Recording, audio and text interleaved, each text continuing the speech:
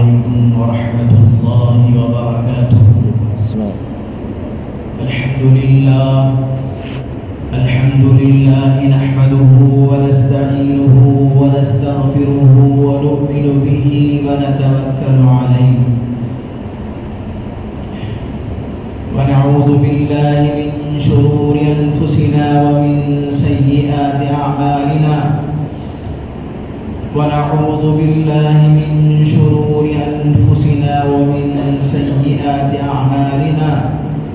من يهده الله فلا مضل له ومن يضلله فلا هادي له ونشهد أن لا إله إلا الله وحده لا شريك له ولا نظير له ولا مشير له ولا وزير له ونشهد أن سيدنا وسندنا وحبيبنا ونبينا وإمامنا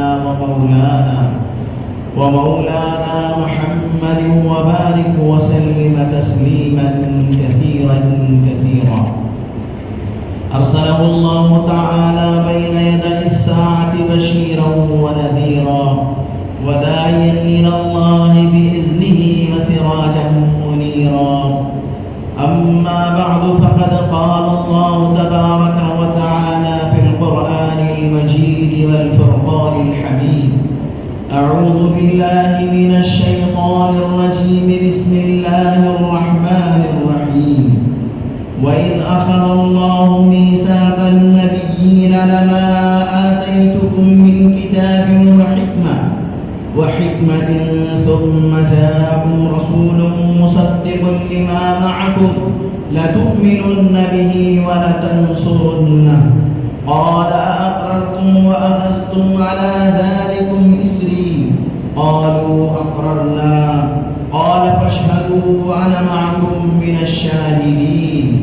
وقال تعالى في موضع آخر: لقد كان لكم في رسول الله أسوة حسنة لمن كان يرجو الله واليوم الآخر.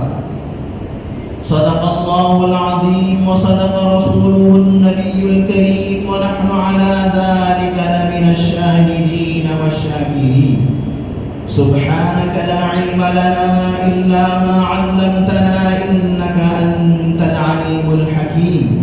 رب اشرح لي صدري ويسر لي أمري واحلل عقدة من لساني يفقهوا قولي. اللهم صل على سيدنا مولانا محمد في أول كلامنا. اللهم صل على سيدنا مولانا محمد في أوسط كلامنا. اللهم صل على سيدنا مولانا محمد في آخر كلامنا. يا صاحب الجمال ويا سيد البشر، يا صاحب الجمال ويا سيد البشر، من وجهك المنير لقد نور القمر. لا يمكن الثناء كما كان حقه، لا يمكن الثناء كما كان حقه. بعد خدا تری قصه مختصر. हजार बार पशोयम दहन समश्को गुलाब, हजार बार पशोयम दहन समश्को गुलाब, हनूज नाम तू गुफ्तन कमाल बे अदबीस। हर किस्म की हम्दो सना उस खालिक व मालिक के लिए जिसने हम सबको ईमान की दौलत से नवाजा। लाखों लाख करोड़ा करोड़ अनगिनत दरूद व सलाम मुहसिन इंसानियत फ़ख्र मौजूदात खुलासाए कायनात खातिमुन नबिय्यीन सय्यिदुल मुरसलीन रहमतुल लिल आलमीन ताजदार बतहा मुहम्मद अरबी मुहम्मद मुस्तफ़ा अहमद मुज्तबा हज़रत रसूल पाक सल्लल्लाहु अलैहि वसल्लम। या रब्बि सल्लि व सल्लिम दाइमन अबदा अला हबीबिका खैरिल खल्क़ि कुल्लिहिम। मुअज़्ज़ज़ व मोहतरम बुजुर्गों और दोस्तों, जैसा कि आपको मालूम है माह पुरबहार रबीउल अव्वल शुरू हो चुका है। जैसे ही रबीउल अव्वल शुरू होता है फिजाएं मुअत्तर हो जाती हैं और हवाओं में खुशबू महकने लगती है। اور اللہ تبارک و تعالیٰ کی رحمتیں خاص نازل ہونے لگی۔ میرے محترم بزرگوں اور دوستوں، اس وجہ سے ہے کہ امام الانبیاء خلاصہ کائنات حضرت محمد الرسول اللہ صلی اللہ علیہ وسلم کی یہ پیدائش کا مہینہ ہے۔ اور کیا عجیب اتفاق ہے، یہی مہینہ آپ کی وفات کا ہے۔ چنانچہ اگر کسی کی پیدائش پر خوشی منانا جائز ہوتا شریعت اسلامیہ کے اندر، سرکار دو عالم حضرت محمد الرسول اللہ صلی اللہ علیہ وسلم سے بڑھ کر کوئی ہستی دنیا میں نہیں ہے۔ اور اگر کسی کی وفات پر غم منانا ہوتا، خدا کی قسم، خدا کی عزت و جلالت کی قسم، حضرت محمد الرسول اللہ صلی اللہ علیہ وسلم کی وفات سے بڑھ کر کوئی صدمے اور غمی کا دن نہیں۔ آئیے چلے ہم دیکھتے ہیں امام الانبیاء حضرت محمد الرسول اللہ صلی اللہ علیہ وسلم کی تعلیمات کیا ہیں۔ قرآن و حدیث کی روشنی میں ہم اس کو سمجھنے کی کوشش کرتے ہیں۔ اللہ جل شانہ نے عالم ارواح میں ایک تو سارے انسانوں سے وعدہ لیا، جس کو میں نے گزشتہ جمعہ سے پیوستہ جمعہ حضرات کے سامنے عالم ارواح کے تعلق سے بیان کیا۔ اللہ تبارک و تعالیٰ نے پوچھا، الست بربکم، کیا میں تمہارا پروردگار نہیں ہوں؟ حضرت آدم علیہ السلام کی ذریت کو اللہ نے حضرت آدم کے پشت سے نکالا، ذرات کی شکل میں نکالا، اور ان کو اللہ تبارک و تعالیٰ نے قوت گویائی عطا فرمایا۔ اور پھر اللہ تبارک و تعالیٰ نے ان سے پوچھا، وَإِذْ أَخَذَ رَبُّكَ مِن بَنِي آدَمَ مِن ظُهُورِهِمْ ذُرِّيَّتَهُمْ أَلَسْتُ بِرَبِّكُمْ، تو ساری روحیں بیک وقت اللہ سے کہا تھا، قالوا بلا، اے ہمارے پروردگار، آپ ہی ہمارے رب ہیں، آپ ہی ہمارے خالق و مالک ہیں۔ پھر اسی امتحان کو اللہ تبارک و تعالیٰ نے اسی امتحان کو لینے کے لیے ہم کو دنیا میں بھیجا۔ یہ عالم دنیا ہے، اور یہی دنیا کی زندگی آخرت کی کھیتی ہے، آخرت کا سرمایہ ہے۔ اس میں جو اللہ جل شانہ کی رضا و خوشنودی والے کام کرے گا، اس کی ہمیشہ کی ابدی زندگی جو عالم برزخ سے شروع ہوتی ہے اور عالم محشر سے پھر عالم آخرت تک پہنچتی ہے۔ اور پھر اللہ تبارک و تعالیٰ جنتیوں کو جنت میں بھیج دیتے ہیں، جہنمیوں کو جہنم میں بھیج دیتے ہیں۔ وَامْتَازُوا الْيَوْمَ أَيُّهَا الْمُجْرِمُونَ کی صدائیں لگتی ہیں تو مجرم نیکوکاروں سے الگ ہو جاتے ہیں، چاہے وہ باپ بیٹے کا رشتہ ہی کیوں نہ ہو، چاہے وہ ماں بیٹی کا رشتہ ہی کیوں نہ ہو، چاہے وہ دوست دوست کا رشتہ ہی کیوں نہ ہو۔ اگر وہاں پر نیک اعمال ساتھ میں لے کر گیا تو وہ نیکوکاروں کی مجلس میں چلا جائے گا، اس کا انجام نیکوکاروں کے ساتھ ہوگا۔ اگر وہ بدکار ہے تو اس کا انجام برے لوگوں کے ساتھ ہوگا۔ اللہ تبارک و تعالیٰ نے اس بات کو سمجھانے کے لیے قرآن مجید میں حضرت ابراہیم علیہ السلام کے باپ کا تذکرہ فرمایا۔ حضرت ابراہیم توحید پرست تھے، جبکہ مقابلے میں باپ تھا جو مشرک تھا، تو اللہ تبارک و تعالیٰ نے فرمایا کہ آپ اپنے باپ کے لیے استغفار نہیں کر سکتے، آپ اپنے باپ کے لیے دعا نہیں کر سکتے، اس لیے کہ وہ مشرک ہے۔ ایک طرف سیدنا حضرت نوح علیہ السلام ہے، دوسری طرف حضرت نوح علیہ السلام کا بیٹا کنعان ہے، لیکن اس نے اپنے باپ کی بات کو نہیں مانا، اللہ کی توحید اور اس کی پرستش نہیں کیا، تو اللہ تبارک و تعالیٰ نے اس کو اپنے گمراہ اور راندہ درگاہ لوگوں میں شمار فرما دیا۔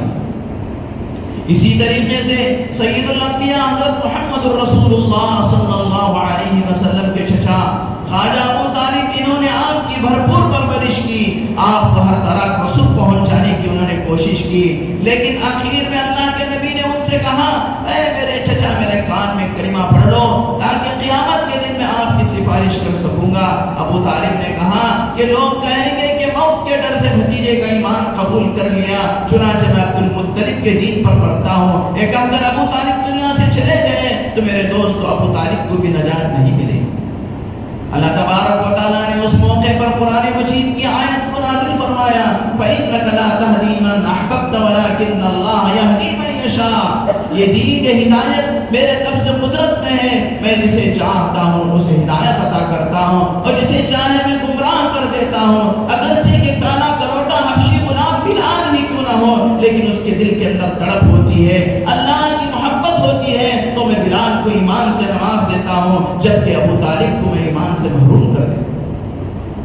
چنانچہ میرے دوستو، میں نے اس پر بہت تفصیل کے ساتھ عالم آخر عالم برزخ پہ آپ کے سامنے گفتگو کیا، لیکن اس وقت مجھے اللہ تبارک و تعالیٰ کا عالم ارواح میں ایک اور کانفرنس کے بارے میں بیان کرنا ہے۔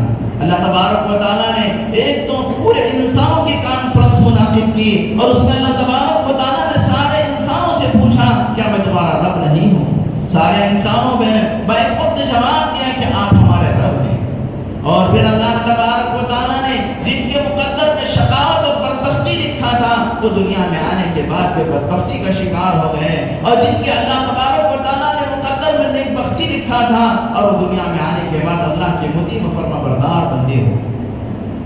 چنانچہ میرے دوستو، اللہ تبارک و تعالیٰ نے عالم ارواح کے اندر نبیوں کی ایک کانفرنس بلائی۔ یہ تو ایک عام انسانوں کی کانفرنس تھی، لیکن اللہ تبارک و تعالیٰ نے عالم ارواح کے اندر نبیوں کی ایک کانفرنس منعقد کی، اور قرآن مجید سورہ آل عمران آیت نمبر 81 میں اللہ تبارک و تعالیٰ اس کانفرنس کا تذکرہ فرماتے ہیں۔ وَإِذْ أَخَذَ اللَّهُ مِيثَاقَ النَّبِيِّينَ لَمَا آتَيْتُكُم مِّن كِتَابٍ وَحِكْمَةٍ، اے میرے نبیوں میں تم سے ایک عہد و میثاق لیتا ہوں کہ تمہارے درمیان میں جب کوئی ایسے رسول ایسے نبی آئے جو کیا ہے حکمت علم اور حکمت کو لے کر آئے، اور ثم جاءكم رسول مصدق لما معكم، یعنی اس ہر نبی کی تصدیق کرنا جو نبی تمہارے دور میں اللہ کی حکمت اور اللہ کی کتاب لے کر آئے، اللہ کا علم لے کر۔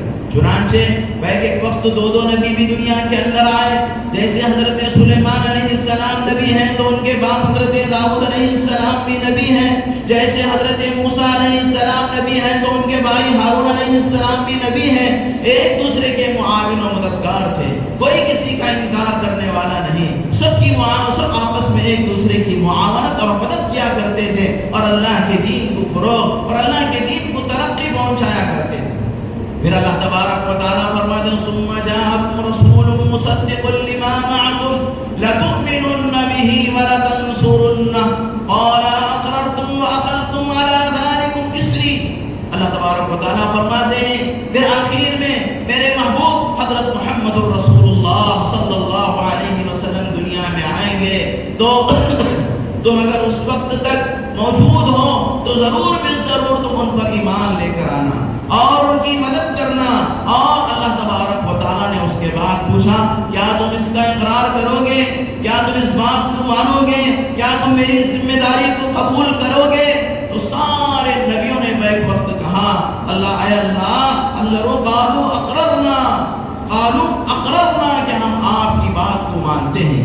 اگر ہمارے دور میں ہمارے زمانے میں نبی آخر الزمان حضرت محمد الرسول اللہ صلی اللہ علیہ وسلم تشریف لاتے ہیں تو ہم اپنے دین کو چھوڑ کر اللہ کے نبی کے دین کو اپنائیں گے، اپنی کتابوں کو چھوڑ کر اپنی شریعت کو چھوڑ کر اللہ کے رسول حضرت محمد الرسول اللہ صلی اللہ علیہ وسلم کی شریعت کو اپنائیں گے، آپ کی کتاب کو مانیں گے۔ چنانچہ میرے دوستو یہ موقع صرف اور صرف نبیوں میں سیدنا عیسیٰ علیہ نبینا علیہ السلام کو قرب قیامت ملے گا۔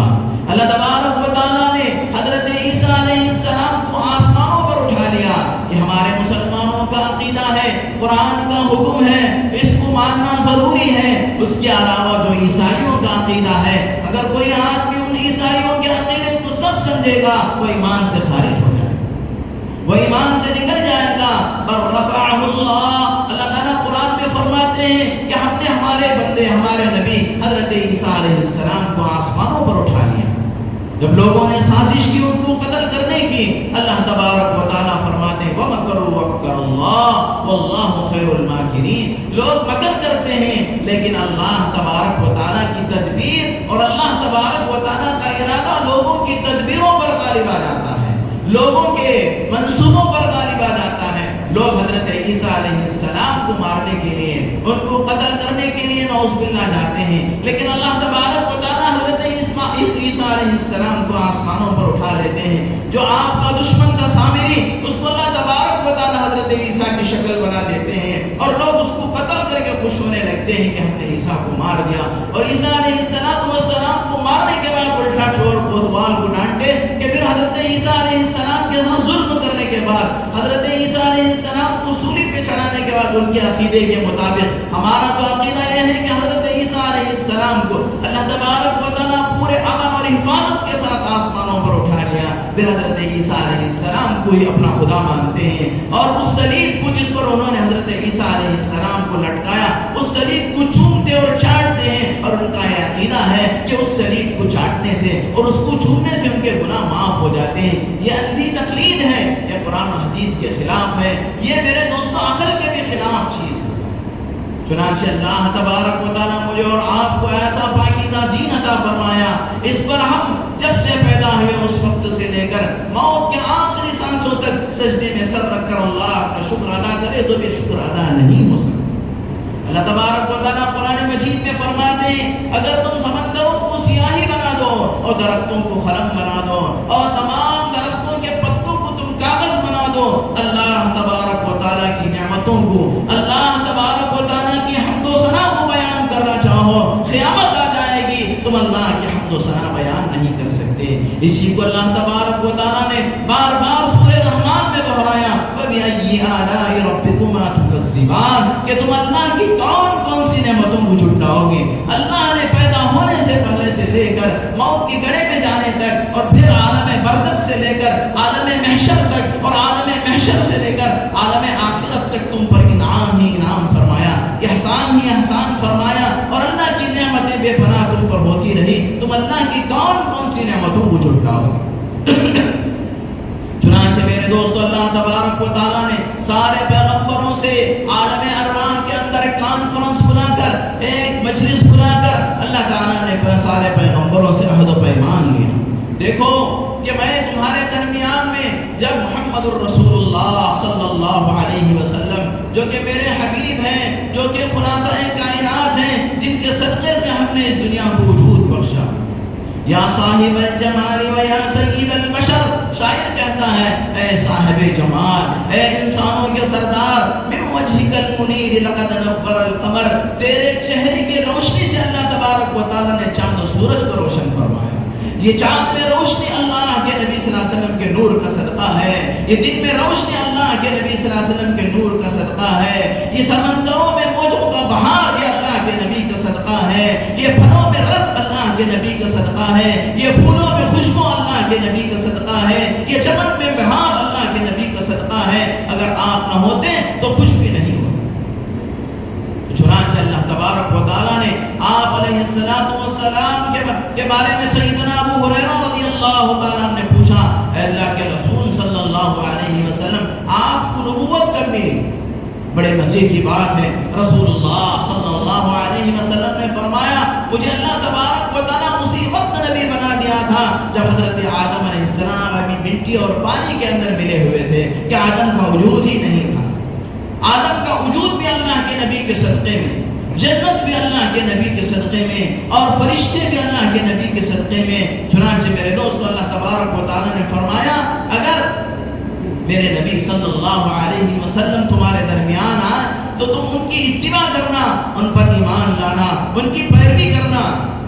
اب میرے دوستو سوال یہ ہوتا ہے کہ اللہ کے نبی صلی اللہ علیہ وسلم کی اتباع کیا ہے، اللہ کے نبی کی پیروی کیا ہے، اللہ کے نبی صلی اللہ علیہ وسلم کے احکامات کیا ہیں. اللہ کے نبی صلی اللہ علیہ وسلم کی پیروی کو، آپ کی اتباع کو، آپ کے احکامات کو اللہ کے کلام سے آپ کو سمجھنا پڑے گا، یا پھر احادیث رسول سے سمجھنا پڑے گا، یا پھر صحابہ کے آثار اور ان کی زندگیوں سے سمجھنا پڑے گا. ایرے غیر لط و خیرے کی بات دین میں نہیں چلے گی. ہر کوئی اٹھے اور یہ کہہ دے کہ یہ دین ہے، یہ میلاد ہے، یہ فلاں ہے، یہ ہے، وہ ہے. میرے دوستو ہر چیز کی دلیل چاہیے. اللہ کے نبی صلی اللہ علیہ وسلم نے جو مقصد لے کر آئے تھے، دیکھیے اللہ کے نبی صلی اللہ علیہ وسلم نے ہمیں دو عیدیں عطا فرمائے، عید الاضحیٰ اور عید الفطر. میرے دوستو یہ دونوں عیدیں کسی شخصیت کی پیدائش پر اور کسی شخصیت کی وفات پر موقوف نہیں. جیسا کہ عیسائیوں کا طریقہ ہے کہ عیسائی کرسمس مناتے ہیں حضرت عیسیٰ علیہ السلام کی پیدائش کو، اگرچہ کہ 25 دسمبر یہ تاریخ بھی صحیح نہیں ہے، لیکن پھر بھی ان لوگوں کا عقیدہ ہے کہ 25 دسمبر کو حضرت عیسیٰ علیہ السلام پیدا ہوئے، جس کی وجہ سے وہ حضرت عیسیٰ علیہ السلام کی پیدائش پر خوشی مناتے ہیں. اور اسی طریقے سے یہود حضرت موسیٰ علیہ السلام موسیٰ علیہ السلام کی وفات پر غم مناتے ہیں، گریہ کرتے ہیں۔ آپ نے دیکھا ہوگا فلسطین میں ایک دیوار ہے، دیوار گریہ اس کا نام ہے، وہاں پر وہ لوگ پیٹتے رہتے ہیں، سر پوٹتے رہتے ہیں، اور وہ لوگ کیا اس دن کو عید کا دن سمجھتے ہیں، اس دن کو الگ تاریخی دن سمجھتے ہیں اور اس پہ گریہ کرتے ہیں۔ لیکن شریعت اسلامیہ کا مزاج الگ ہے۔ شریعت اسلامیہ کسی کی پیدائش اور کسی کی وفات پر خوشی منانے کی اجازت نہیں دیتا، بلکہ شریعت اسلامیہ کا مقصد یہ ہے کہ تم اپنی زندگیوں کو دیکھو، اگر زندگی کے اندر اللہ کے اعمال اور احکام ہیں تو اس زندگی کے اوپر تم خوشی مناؤ۔ چنانچہ عید الفطر، عید رمضان کی عید یکم شوال کو ہوتی ہے۔ کیوں ہوتی ہے؟ اس لیے کہ رمضان کا ایک مہینہ اللہ نے اپنی توفیق سے عطا فرمایا، اور اس میں اللہ نے ہم کو روزہ رکھنے کی توفیق دیا، بھوکے رہنے کی توفیق دیا، تراویح پڑھنے کی توفیق دیا، اور اللہ کی راہ میں صدقہ کرنے کی توفیق دیا، صاحب نصاب کو صدقہ زکات ادا کرنے کی توفیق دیا۔ اس خوشی میں میرے دوستو اللہ تبارک و تعالی عید الفطر عطا فرماتے ہیں، اس خوشی میں اللہ تعالیٰ عید الفطر عطا فرماتے ہیں۔ اسی لیے آقا نامدار امام الانبیاء حضرت محمد رسول اللہ صلی اللہ علیہ وسلم نے احادیث مبارکہ پر صاف طور پر کہا، جس نے رمضان کی قدر نہیں کی، جس نے رمضان کے روزے نہیں رکھا، جس نے رمضان میں تراویح نہیں پڑھا، جس نے رمضان میں اللہ کو راضی کرنے والے اعمال نہیں کیا، اس کو ہمارے عیدگاہ آنے کی کوئی ضرورت نہیں۔ تو میرے دوستوں پتہ یہ چلتا ہے کہ عید الفطر اللہ نے اس لیے عطا فرمایا کہ ماضی میں ہم نے جو نیکیاں کی، ماضی میں جو ہم نے اللہ کی اطاعت کی، اللہ نے ہمیں عبادت کی توفیق عطا فرمایا، اس توفیق پر ہم کو خوشی منائی جاتی ہے۔ اور اسی طریقے سے عید الاضحیٰ، بقرہ عید کیا ہے؟ 9 ذی الحجہ کو عرفہ کا دن ہوتا ہے، اور عرفہ کا دن ہی عید کا دن ہے۔ سارے حجاج اکرام عرفات کے میدان میں جمع ہوتے ہیں۔ اللہ کے نبی صلی اللہ علیہ وسلم نے احادیث مبارکہ کے اندر فرمایا الحج یوم العرفہ، حج عرفہ کا نام ہے، کوئی کیا عرفہ کی حاضری نہیں دے سکا تو اس کا حج نہیں ہوگا۔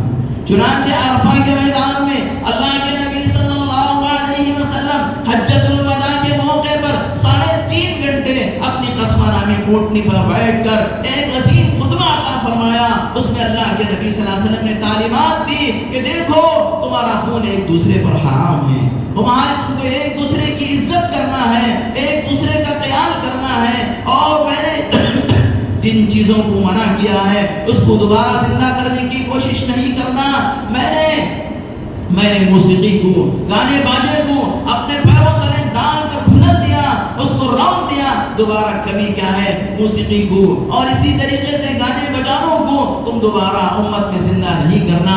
لیکن افسوس اللہ کے نبی صلی اللہ علیہ وسلم کی میلاد کے نام پر میرے دوستو مجھے بتاؤ کیا کچھ نہیں ہو رہا ہے؟ ڈھول باجے ہو رہے ہیں، اور میرے دوستو نمازوں کو چھوڑا جا رہا ہے، اور غیر مرد غیر عورت کا اختلاط ہو رہا ہے، نمازوں کی دھجیاں اڑائی جا رہی ہیں۔ جو نماز اللہ کے نبی صلی اللہ علیہ وسلم مرض الوفات میں ہاتھ سے چلا نہیں جا رہا ہے، 2 آدمیوں کے سہارے سے اللہ کا نبی مسجد میں تشریف لا رہا ہے اور لڑکھڑاتے پیروں کے ساتھ آ رہا ہے، اور اللہ کے نبی صلی اللہ علیہ وسلم امت کو پیغام دے رہے ہیں، اے میری امت اگر تم فلاح و بہبودی چاہتے ہو، اللہ کی رضا چاہتے ہو، تو اللہ تبارک و تعالی نماز میں اپنی رضا رکھا ہے۔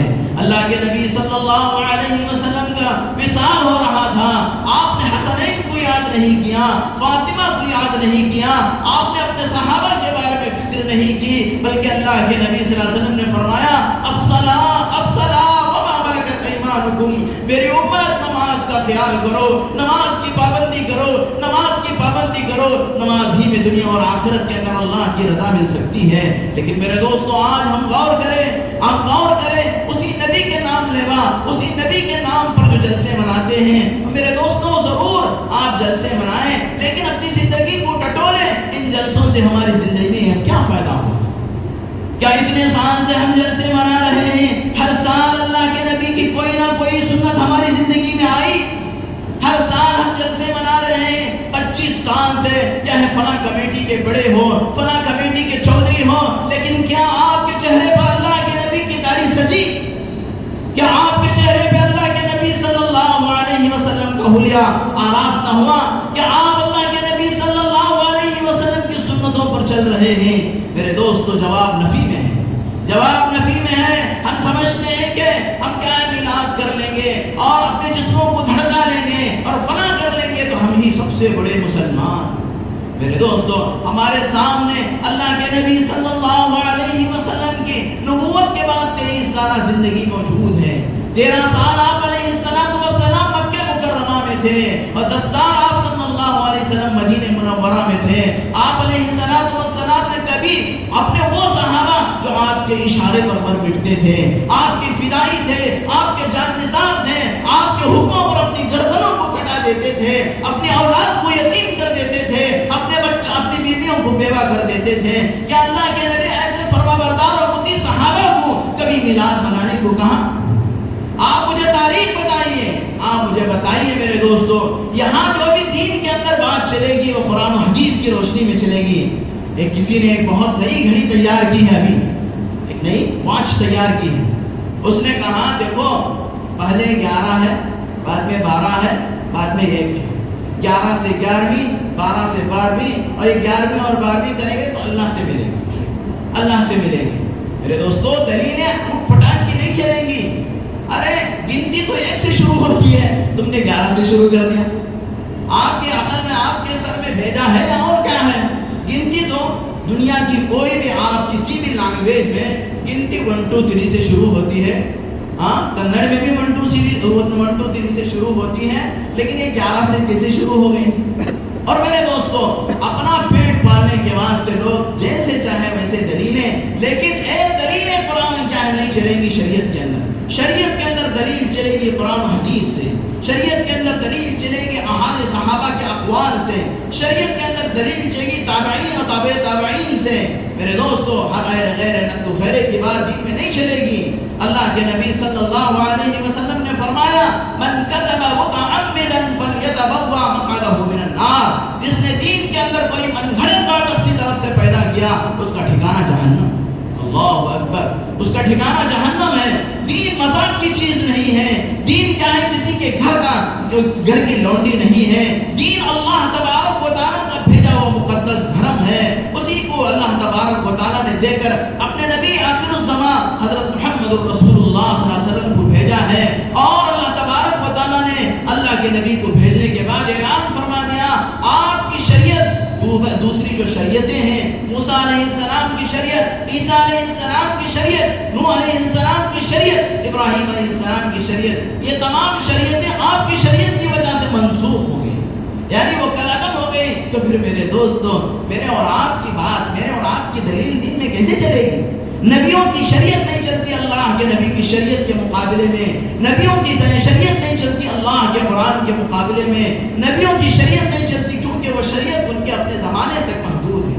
نبی آخر الزمان حضرت محمد رسول اللہ صلی اللہ علیہ وسلم کے دین میں آپ کا دین چلے گا، آپ کا اسوہ چلے گا۔ اسی کو اللہ تبارک و تعالیٰ نے قرآن مجید میں بیان فرمایا لَقَدْ كَانَ لَكُمْ فِي رَسُولِ اللَّهِ أُسْوَةٌ حَسَنَةٌ، تمہارے نبی کی زندگی میں تمہارے لیے بہترین نمونہ ہے، تمہارے لیے اللہ کے نبی کی زندگی میں بہترین نمونہ ہے۔ تم دوسرے نمونوں کو تلاش کرنے کی ضرورت نہیں ہے، تم ادھر ادھر جانے کی ضرورت نہیں ہے۔ ہم نے جو کلمہ پڑھا ہے لا الہ الا اللہ محمد الرسول اللہ، اللہ کے احکام ہوں گے اور نبی کا طریقہ ہوگا، اس کے علاوہ جو بھی ہوگا میرے دوست وہ قابل قبول نہیں ہوگا۔ اللہ تعالیٰ قرآن مجید میں فرماتے ہیں فَلَن يُقْبَلَ غَيْرَ الْإِسْلَامِ دِينًا وَمَنِ ابْتَغَىٰ غَيْرَ الْإِسْلَامِ دِينًا فَلَن يُقْبَلَ، جس نے دین اسلام کے علاوہ کوئی اور چیز، کوئی اور دھرم، کوئی اور طریقہ نکالے گا، خدا کی قسم اللہ کا کلام کہتا ہے وہ اللہ کے نزدیک قابل قبول نہیں ہوگا۔ میرے دوستو بڑا غور کرنا ہے، میلاد کے موقع پر ہم میلاد مناتے ہیں، ہم کیا ہے اللہ کے نبی صلی اللہ علیہ وسلم کی تعریف بیان کرتے ہیں، ٹھیک ہے، اللہ کے نبی صلی اللہ علیہ وسلم کی نعتیں پڑھتے ہیں، ٹھیک ہے، اللہ کے نبی صلی اللہ علیہ وسلم پر درود پڑھتے ہیں، مبارک ہو، لیکن آپ کو یہ دیکھنا ہے کہ ان نعتوں سے، ان درودوں سے، ان بیانوں سے، ان تقریروں سے ہماری زندگی میں کیا انقلاب آیا۔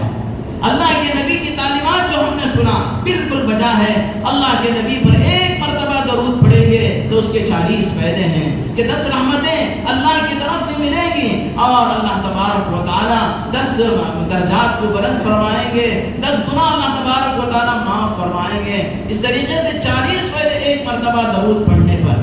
لیکن تم نے درود پڑھا، لیکن تم نے اللہ کے نبی کی نعت پڑھی، لیکن تمہاری زندگی میں نماز 5 وقتہ آئی کہ نہیں؟ اللہ کے نبی کا طریقہ تمہاری زندگی میں آیا کہ نہیں؟ اللہ کے نبی کا اسوہ تمہاری زندگی میں آیا کہ نہیں؟ میرے دوستو، یہ ہم کو دیکھنا ہے۔ یہ اللہ تبارک و تعالیٰ کے نبی صلی اللہ علیہ وسلم کی تعلیمات ہیں۔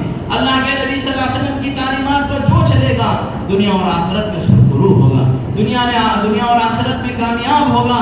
اس لیے میرے دوستو، آج کے اس جمعہ میں ہم یہ بات کو ٹھان لیں کہ اللہ کے نبی کی ایک سنت کو، معمولی سنتیں ہیں، عمل کرنے پر 1000 شہیدوں کا ثواب ہے۔ کھانا کھا رہے ہیں، استحضار کر لیجئے اللہ کے نبی کی سنت کیا ہے۔ بسم اللہ وعلا برکت اللہ پڑھیں، درمیان میں اللہم لک الحمد ولک الشکر پڑھیں۔ کیا تکلیف ہو رہی ہے، کیا مصیبت آ جا رہی ہے، بس میرے دوستو استحضار کی ضرورت ہے۔ اللہ کے نبی کا طریقہ کیا تھا اس کو ذہن میں لانا ہے اور خود پڑھنا ہے، گھر میں بچوں کو پڑھانا ہے، گھر کے ماحول کو بنانا ہے۔ نماز، اللہ کے نبی صلی اللہ علیہ وسلم نے فرمایا میری آنکھوں کی ٹھنڈک نماز ہے۔ چنانچہ فجر میں اٹھیں، اپنی بیوی کو اٹھائیں، اپنے بچوں کو اٹھائیں، ان کے آرام کی فکر نہ کریں، آرام تو آخرت کا ہے۔ اللہ کے نبی صلی اللہ علیہ وسلم غزوہ احد کے اندر صحابہ کرام رضوان اللہ تعالی علیہم اجمعین بھوک کی وجہ سے پیٹ پر پتھر باندھے ہوئے تھے۔ ایک صحابی اللہ کے نبی صلی اللہ علیہ وسلم کے پاس آئے، اپنا دامن اٹھا کر اللہ کے نبی کو دکھایا۔ اللہ کے نبی صلی اللہ علیہ وسلم بھوک کی وجہ سے کمر جھک گئی ہے، کمر کو سیدھا کرنے کے لیے پیٹ پر پتھر باندھا۔ اللہ کے نبی صلی اللہ علیہ وسلم اپنا دامن مبارک اٹھایا تو آپ کے پیٹ پر 2 پتھر بندھے ہوئے تھے۔ اس کے بعد اللہ کے نبی نے فرمایا اللہم لا عیش الا عیش الآخرہ فاغفر الانصار والمہاجرہ۔ اے میرے انصار، اے میرے مہاجرین، آرام اور راحت دنیا کا نہیں ہے، اصل آرام اور راحت آخرت کا ہے۔ آخرت کے لیے کوشش کرو، موت پر تکلیفیں ختم ہو جائیں گی، راحتیں شروع ہو جائیں گی۔ اگر اللہ کے احکام کو نہیں مانو گے، اللہ کے نبی کے طریقے پہ چلو گے، آپ کی عیاشیاں، آپ کی خوشیاں اور آپ کے خواہشات موت پر ختم ہو جائیں گے۔ اس کے بعد سے آخرت کا عذاب شروع ہوگا، بڑے بڑے سانپ اور بچھو مسلط کیے جائیں گے اور بڑے بڑے زبردست جابر فرشتوں کو مسلط کیا جائے گا، وہ اللہ کے حکم کے تابع ہوں گے۔ ایک گرز مارے گا، 70 ہاتھ زمین کے اندر دھسے گا، پھر اس کو نکالا جائے گا۔ حدیث پاک کے اندر آتا ہے اللہ کے نبی صلی اللہ علیہ وسلم نے معراج کے موقع پر دیکھا کہ ایک آدمی کا سر پتھر سے کچلا جا رہا ہے اور وہ پتھر اسی وقت درست ہو جا رہا ہے۔ دنیا کی طرح نہیں ہے کہ ایک سر پھٹ جائے تو پھر اس کو آپریشن میں لے جانا ہے اور اس کا ٹریٹمنٹ کرنا ہے، مہینے لگ جائیں گے۔ لیکن میرے دوستو یہ عالم برزخ کی زندگی ہے، آن کے آن میں سر درست ہو جائے گا، پھر فرشتہ اس کے سر کو کچلے گا اور یہ معاملہ اس کا قیامت تک ہوتا رہے گا۔ اس لیے میرے دوستو، یہ اللہ کے نبی صلی اللہ علیہ وسلم نے جو اپنی پیدائش اور اپنی زندگی اور اپنی وفات کے ذریعے امت کو جو سبق دیا ہے وہ یہی ہے کہ اے میری امت، تم اللہ کے احکام پر چلو، میرے طریقے پر چلو، کامیاب ہو جاؤ گے۔ یہود و نصارہ کے طریقے پر مت چلو، وہ گمراہ ہوئے، تم بھی گمراہ ہو جاؤ گے۔ اللہ کے نبی صلی اللہ علیہ وسلم نے ایک موقع پر فرمایا لعن اللہ الیہود والنصارى اتخذوا قبور انبیائہم مساجدا۔ لعنت ہو یہود و نصارہ پر کہ انہوں نے اپنے نبیوں کی قبروں کو سجدگاہ بنا لیا۔ اللہ اکبر، اس سے بڑا پیغام کیا ہو سکتا ہے؟ نبیوں کی قبروں کو سجدگاہ بنانے کی وجہ سے اللہ کے نبی نے ان پر لعنت بھیجا ہے۔ سجدہ صرف ایک اللہ کے لیے کیا جاتا ہے، یہ صرف اور صرف ایک اللہ کے سامنے جھکتا ہے۔ کسی غیر نتو خیرے کے سامنے سر جھکانا اللہ کے نزدیک شرک ہے، اور شرک بدترین گناہ ہے۔ اللہ سارے گناہوں کو معاف کریں گے لیکن شرک کو معاف نہیں کریں گے۔ اللہ تبارک و تعالیٰ نے سارے جانوروں کے کھانے کا طریقہ الگ بنایا لیکن انسان کے کھانے کا طریقہ الگ بنایا۔ سارے جانور اپنا سر جھکا کر چارہ چرتے ہیں، دانا چنتے ہیں اور کھیت کھلیان میں کھاتے ہیں، لیکن حضرت انسان کو اللہ نے کہا یہ سر تیرا رزق کے سامنے بھی نہیں جھکے گا، بلکہ ہاتھ سے اٹھا کر نمانا تو اپنے منہ تک پہنچ جائے گا۔ یہ سر صرف اور صرف اللہ کے سامنے جھکے گا۔ اللہ اکبر میرے دوستو، ہم کیا ہیں؟ اس سے یہ سر اللہ کے سامنے جھکنے کے لائق ہے۔ کسی اور کے سامنے جھکے گا تو مشرک کہلائے گا، اور مشرک کی اللہ کے یہاں مغفرت نہیں۔ اللہ تبارک و تعالیٰ سے دعا ہے کہ اللہ تبارک و تعالیٰ مجھے اور آپ کو امام الانبیاء خاتم النبیین سید المرسلین رحمۃ للعالمین تاجدار بطحا محمد عربی صلی اللہ علیہ وسلم کی کامل اتباع کی توفیق عطا فرمائے، آپ کی تعلیمات پر عمل پیرا ہو کر دنیا اور آخرت میں سرخروئی حاصل کرنے کی توفیق عطا فرمائے، گمراہی سے، بدعات سے، شرک سے اللہ پوری امت کی حفاظت فرمائے، آمین وآخر دعوانا الحمدللہ رب العالمین۔